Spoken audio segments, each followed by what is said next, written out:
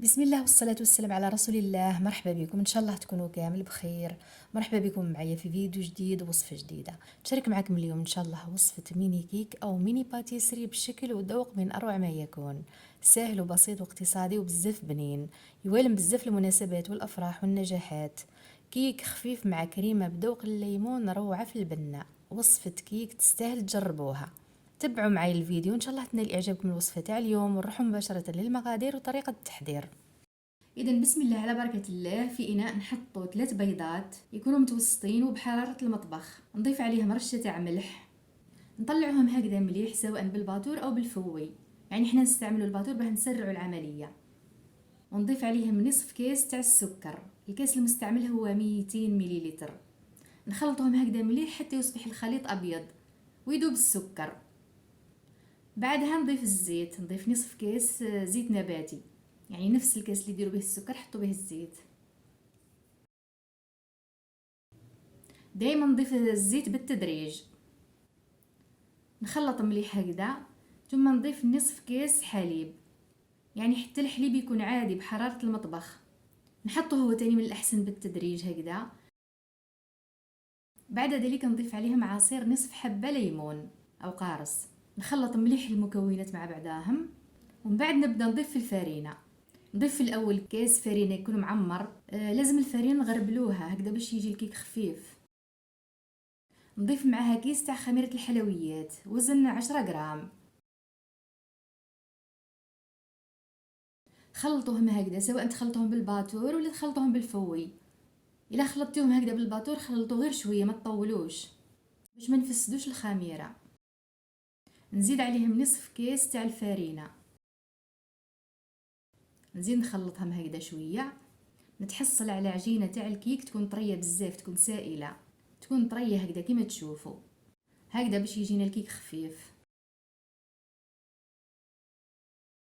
بعد ذلك نفرغها في صينيه او بلا. القياس تاعو هو 40 على 30، يكون مغطي هكذا بورق الطهي. نفرغ العجينه هكذا ونسوي العجينه مليح، نديرها في مستوى واحد.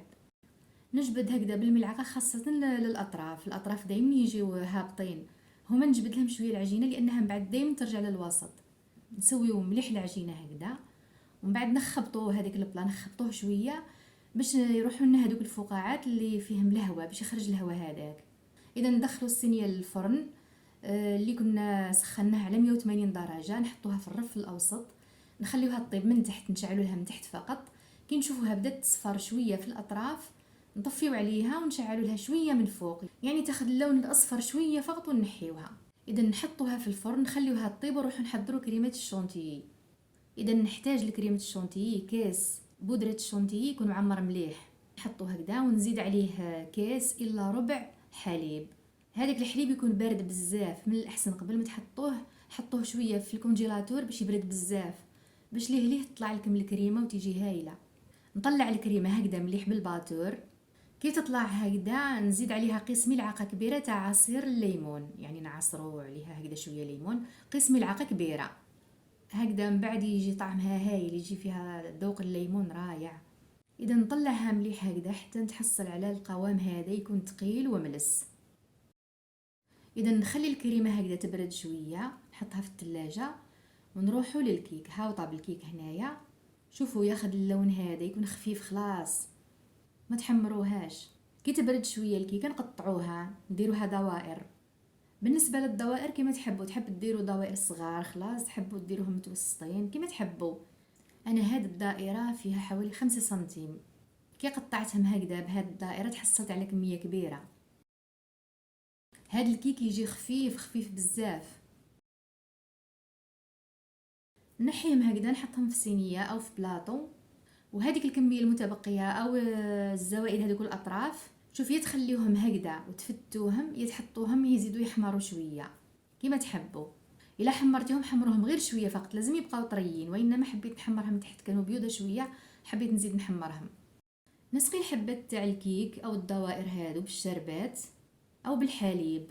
يعني الشربات انا استعملت فنجال تاع سكر مع 2 فناجل تاع الماء. وزدت لهم طرونشه تاع الليمون وحطيتهم يغلاو حوالي من 8 الى 10 دقائق، وتطفي عليهم وتخليهم يبردوا، ومن بعد سقي بيهم الكيك او الحبات تاع الكيك. اذا نخليهم يتشربوا شويه حوالي من 10 دقائق الى 15 دقيقه، ومن بعد نزيدو نكملو نشكلوهم. كي يتحمروا هكذا شويه فتوهم باليد ولا رحيوهم بالروبو ولا الاشوار. انا رحيتهم هكذا، كي رحيتهم جاو هايلين، جاو كيما حبات الطعام، يعني كل الحبات يجيو قد بعضاهم. اذا بعد ما يتشربوا مليح نحط لهم الكريمه، نحطها هكذا في بوشيت، نحط الكريمه بالطريقه هذه بشكل دائري هكذا، ومن فوق ندير ورده في الوسط، يعني نديروه بشكل هرمي، كلي بشكل هرمي هكذا باش من بعد كي تشكلوها تيجي شابه. بعد ذلك نغطي الكريمه بهذاك الفتات تاع الكيك، نغطي ونضغط هكذا باه نشكل طبقه تكون سميكه شويه.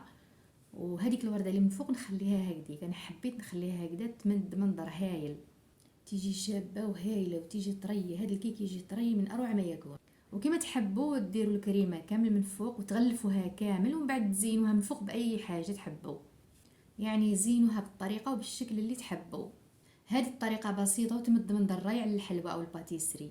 خليتها هايده بالشكل تاعها هكذا البسيط الراقي، والبنه تاعها رايعه، خاصه الليمون مع الكريمه مدلها واحد الذوق رائع. كي تكملوا من الاحسن خليوه يبرد، حطوه في الثلاجه ومن بعد قدموه. هاي في النهايه النتيجه اللي تحصلت عليها، كيك او باتيسري خفيف ريشه توجدوه بسرعه، والخدمه تاعو خفيفه وغير مكلف. هاد الوصفه تقدم خاصه مع العصائر، يعني احسن مرافق للعصائر. شوفوا مقسم معاكم حبه، يجي طري خفيف وبنين، والكريمه بذوق الليمون ولا اروع. وصفه ناجحه من اول مره. وفي الاخير ان شاء الله تكون عجبتكم الوصفه تاع اليوم، وصفه ميني كيك او باتيسري سهل وبسيط واقتصادي وبزاف بنين، يوالم المناسبات والافراح والنجاحات نتاع ولادكم. اذا عجبتكم الوصفه ما تنسوش ديروا لها جيم وتشتركوا في القناه فضلا وليس امرا، وتفعلوا الجرس باش يوصلكم كل جديد.